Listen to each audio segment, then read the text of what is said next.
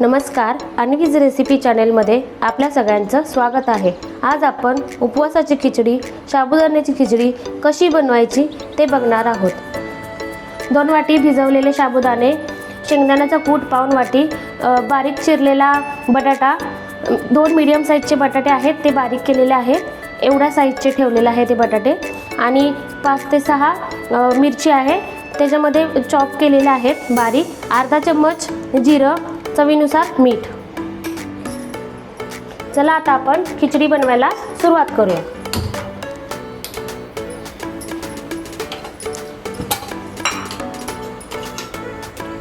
दोन पळी तेल लागेल याला।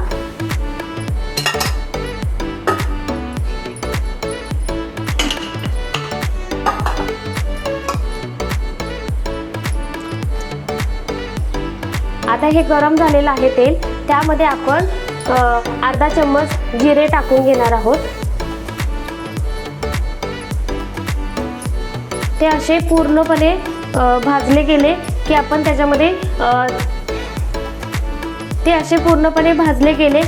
त्याच्यामध्ये मिरची टाकून घेणार आहोत।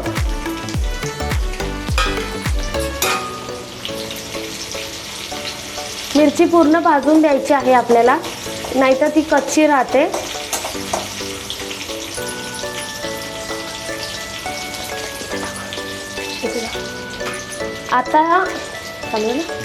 आता ही मिरची तळली गेलेली आहे। आता आपण याच्यामध्ये बारीक चिरलेला बटाटा टाकून घेणार आहोत। तो तेलात आपल्याला फ्राय करून घ्यायचा आहे, कारण की तो कच्चा असल्यामुळे त्याला आपल्याला पहिल्यांदा शिजवून घ्यायचा आहे।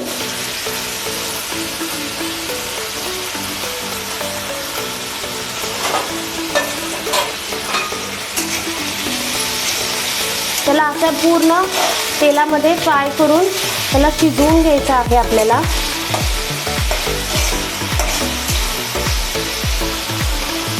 आता आपण ह्याच्यामध्ये थोडेसे नमक टाकून घेणार आहोत। बटाट्याला लागणार आहे तेवढेच नमक आपण आता टाकायचं आहे, बाकीचे नमक आपण साबुदाणा टाकताना टाकायचं आहे, कारण की आता जर आपण जास्त नमक टाकले तर ते बटाट्यामध्येच राहतं आणि बटाटे खारट होऊन जातात।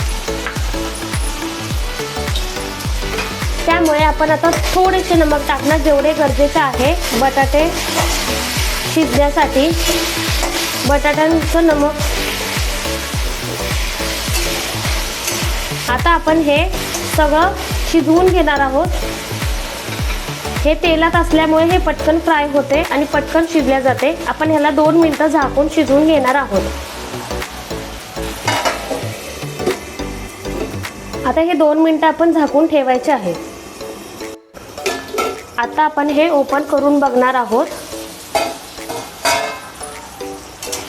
हे असे खाली चिकटले जाते, ते आपण काढून घ्यायचे आहे आणि बटाटे एकसारखे हलवून घेऊन परत झाकून ठेवायचं आहे, कारण की हे सारखं चिटकत असतं, बटाटे चिटकत असतात खाली, त्याच्यामुळे आपण परत झाकून घ्यायचं आहे यांना।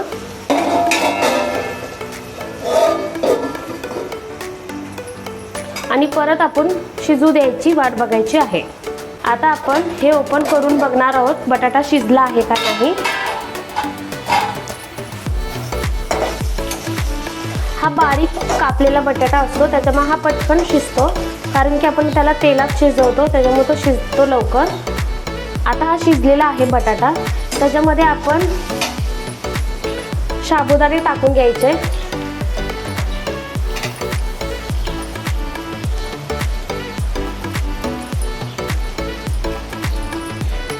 हे असे सुट्टे करून साबुदाणे त्याच्यात टाकायचे आपण। ह्याच्यामध्ये आपण शेंगदाणे पण टाकून घेणार आहे। शेंगदाण्याचा कूट आपण जो केलेला असतो, ओबडधोबड आपण केलेला आहे शेंगदाण्याचा कूट। आणि आता परत आपण ह्याच्यामध्ये थोडेसे मीठ टाकणार आहे।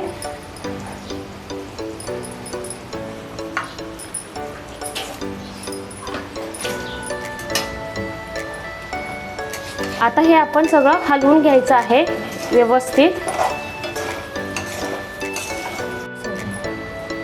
आता हे आपण एकजीव होईपर्यंत परतून घ्यायचं आहे। हे असं थोडा वेळ का होईना परतून घ्यायचं।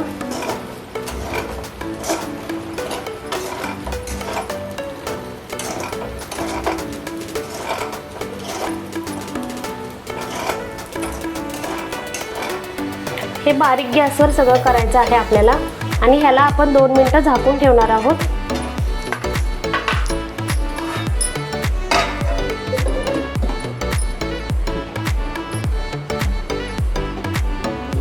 आता हे आपण ओपन करून बघूया.